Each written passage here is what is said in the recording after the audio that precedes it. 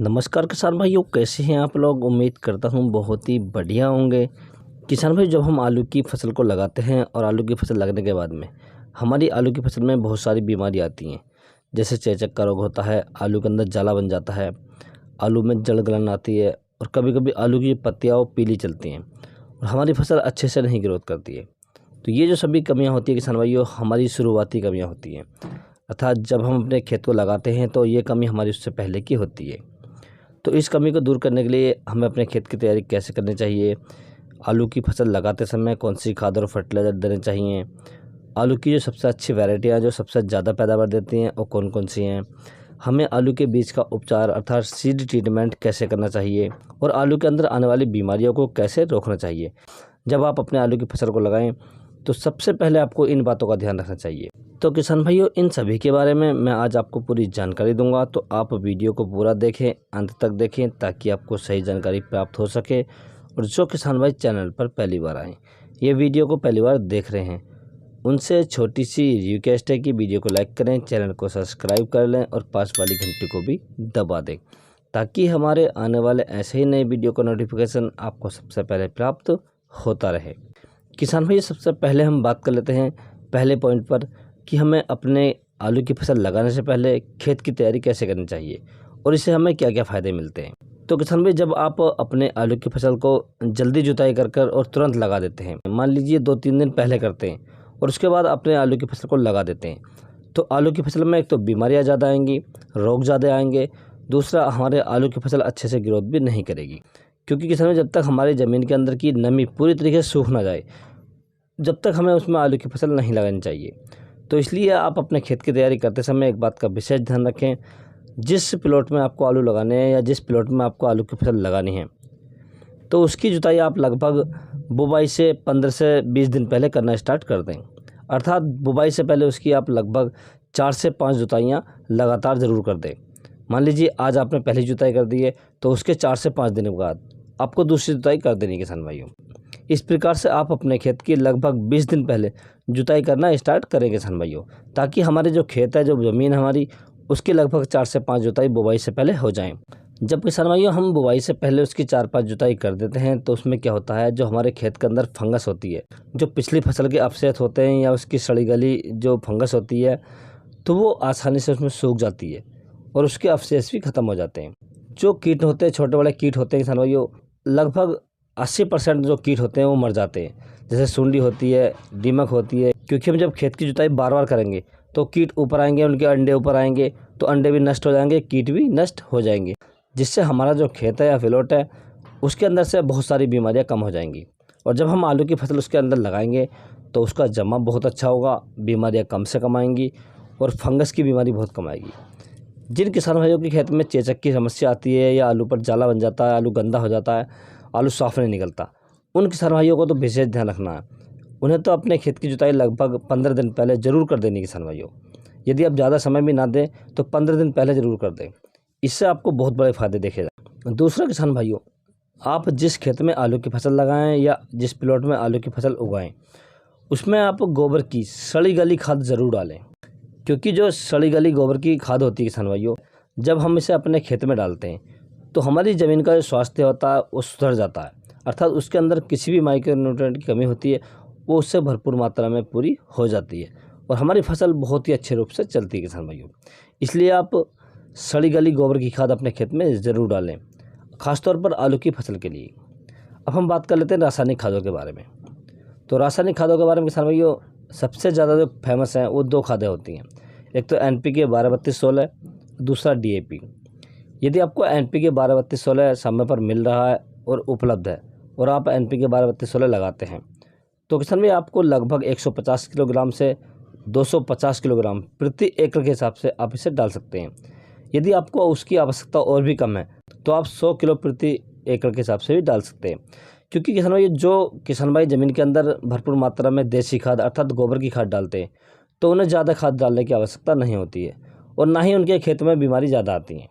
जो किसान भाई खाद नहीं डालते हैं या जिनकी ज़मीनें ज़्यादा कमज़ोर हैं, उन्हें ज़्यादा से ज़्यादा खाद डालने की आवश्यकता होती है और उनकी फसल में बीमारियाँ भी ज़्यादा आती हैं। क्या होता है, जो किसान भाई गोबर की खाद कम डालते हैं और रासायनिक खाद ज़्यादा डालते हैं, तो उनके आलू की जो बेल है वो बहुत ज़्यादा बढ़ जाती है और आलू कम रहते हैं और आलू का साइज़ भी अच्छे से नहीं बढ़ता है। परंतु जो किसान भाई अपने खेत में गोबर की खाद डालते हैं उनका साइज़ भी अच्छा होता है, बेल भी कम रहती है और आलू स्वस्थ एकदम तंदुरुस्त रहता है और उनकी पैदावार भी ज़्यादा निकलती है। तो आप विशेष ध्यान रखें, रासायनिक खाद के साथ साथ आप गोबर की खाद ज़रूर डालें। यदि आपको डीएपी डालनी है, आपके पास एनपीके नहीं है, तो भी आप लगभग 150 से 250 किलोग्राम प्रति एकड़ के हिसाब से डाल सकते हैं किसान भाइयों। आप इससे कम भी कर सकते हैं, यदि आपको कम आवश्यकता है तो कम भी डाल सकते हैं। आपको इसमें कुछ अन्य प्रोडक्ट मिलाने हैं तो आप इसमें पोटास बढ़ा सकते हैं। पोटास आपको आईपीएल की लेनी है, जो पाउडर वाली आती है लाल कलर की। इसकी यदि हम डोज की बात करें तो आपको लगभग 50 किलोग्राम प्रति एकड़ के हिसाब से इसमें ऐड कर लेनी है किसान भाइयों। ये आपकी फसल को काफ़ी फ़ायदा देगी।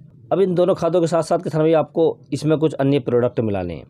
जैसे आपको एक तो फंगिसाइड मिलाना है किसान भाइयों। फंगिसाइड में जो सबसे बेस्ट है किसान भाइयों, आप इसमें सल्फ़र ले सकते हैं। सल्फ़र की यदि हम डोज की बात करें तो आपको लगभग 5 किलोग्राम प्रति एकड़ के हिसाब से लेना है किसान भाइयों।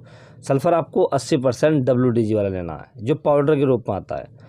और दूसरा प्रोडक्ट इसमें जो आपको ऐड करना है किसान भाइयों, वो आपको करना है कीटनाशक, ताकि हमारे आलू की फसल में जो गुट होती है, गिंडार होती है, दीमक होती है और कोई भी नीचे का कीट होता है वो ना लगे। जो आपने देखी होगी सफ़ेद वाली सूंडी होती है, वो हमारे आलू के अंदर सुराख कर देती है, जिससे हम आलू को मंडी में लेकर जाते हैं तो सुराख वाले आलू जो होते हैं वो नहीं बिकते हैं और हमारी जो फसल अब बिकने में बहुत ज़्यादा दिक्कत देती है।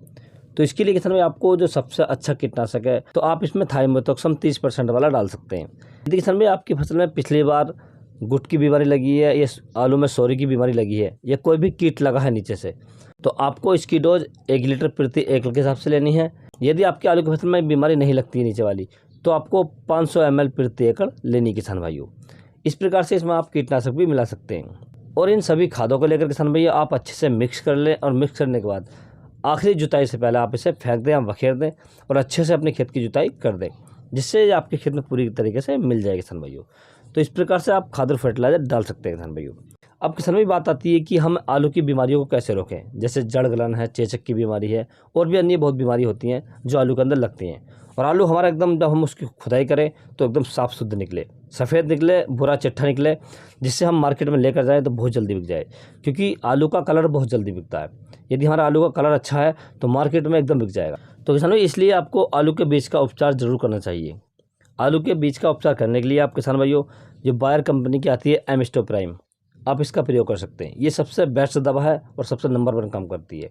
इसकी किसान भाई यदि हम डोज की बात करें तो 1 से 1.5 ml से आप ले सकते हैं। इसके लगाने का तरीका किसान भाइयों, आपके जो आलू का बीज आपके घर में पड़ा है उसे आप अच्छे से फैला लें और फैलाने के बाद इस पर आप स्प्रे मार दें। इस पर मारने के बाद किसान भाइयों आप इसे 1 घंटे के बाद दोबारा से इसे ऊपर नीचे कर दें और फिर दोबारा स्प्रे मार दें, ताकि आलू पूरी तरीके से दवा में हो जाना चाहिए। अर्थात दवा आलू जो हम स्प्रे कर रहे हैं किसान भाइयों वो पूरी तरीके से भीग जाना चाहिए, पानी के अंदर तर हो जाना चाहिए, ताकि दवा उस पर पूरी तरीके से फैल जाए। और उसके बाद आप उसे सुखा लें। जब सूख जाए तो आपका बीज एकदम तैयार हो चुका है किसान भाइयों। यदि आपको ये फंगिसाइड नहीं मिलता है जो आप बीज उपचार करने के लिए ले रहे हैं, तो आप दूसरा फंगिसाइड ले सकते हैं जो अदामा कंपनी का आता है मिराडोर के नाम से। ये भी बहुत अच्छा फंगिसाइड है। या आप एमिस्टार टॉप ले सकते हैं जो सिजेंटा कंपनी का आता है। ये तीनों ही फंगिसाइड बहुत अच्छे हैं किसान भाइयों। इनकी डोज किसान भाई आपको 1 से 1.5 ml प्रति एकड़ ही लेनी किसान भाइयों। तो इस प्रकार से आप अपने बीज का उपचार कर सकते हैं या बीज को उपचारित कर सकते हैं और अपने खेत से रोगों को भगा सकते हैं। अब किसान भाई हम बात कर लेते हैं कि जो सबसे टॉप वाली वैरायटियाँ कौन कौन सी है, क्योंकि वैरायटी का सिलेक्शन यदि हम अच्छे से कर लेते हैं तो हम अपनी खेती से शानदार और बढ़िया उत्पादन ले सकते हैं किसान भाइयों। तो इसके लिए मैं आपको 5 वैरायटी बता रहा हूँ किसान भाइयों। तो पहली वैरायटी जो हमने रखी है ये कुफरी पुखरा जाती है। बहुत ही शानदार वैरायटी किसान भाइयों और लगभग 90 दिन में पूरी तरीके से तैयार हो जाती है और शानदार पैदावार देकर जाती है किसान भाइयों। यदि हम इसकी पैदावार की बात करें तो लगभग 400 से 550 बोरी प्रति एकड़ तक दे जाती है किसान भाइयों। दूसरी वैरायटी की यदि हम बात करें तो किसान भाइयों आप कुफरी सिंदूरी ले सकते हैं। तीसरी की बात करें तो आप कुफरी चिप्सोना लगा सकते हैं। चौथी वैरायटी की बात करें तो आप कुफरी अलंकार लगा सकते हैं और 5वीं वैरायटी की बात करें तो आप कुफरी मोहन लगा सकते हैं। ये सारी वैरायटियाँ बहुत ही फेमस है, बहुत ही अच्छी वैरायटी है किसान भाइयों। यदि आप इसे कच्ची फसल में खोदना चाहते हैं तो यह वैरायटी 75 दिन में तैयार हो जाती है। यदि आप इसे पक्का अगर खोदना चाहते हैं या पक्की फसल में खोदना चाहते हैं तो ये वैरायटी लगभग 100 से 120 दिन में पूरी तरीके से तैयार हो जाती है। तो किसान भाई आप इस प्रकार से अपने खेत में आलू की फसल को लगा सकते हैं, आलू को उगा सकते हैं, ये खाद और फर्टिलाइजर डाल सकते हैं और अपने आलू की फसल से शानदार और बढ़िया उत्पादन ले सकते हैं किसान भाइयों। यदि किसान भाई आपको किसी अन्य फसल के बारे में कोई जानकारी चाहिए तो आप मुझे कमेंट्स कर सकते हैं। यदि मेरे द्वारा दी गई जानकारी आपको अच्छी लगी हो, वीडियो पसंद आया हो तो वीडियो को लाइक करें, शेयर करें और चैनल को जरूर सब्सक्राइब करें।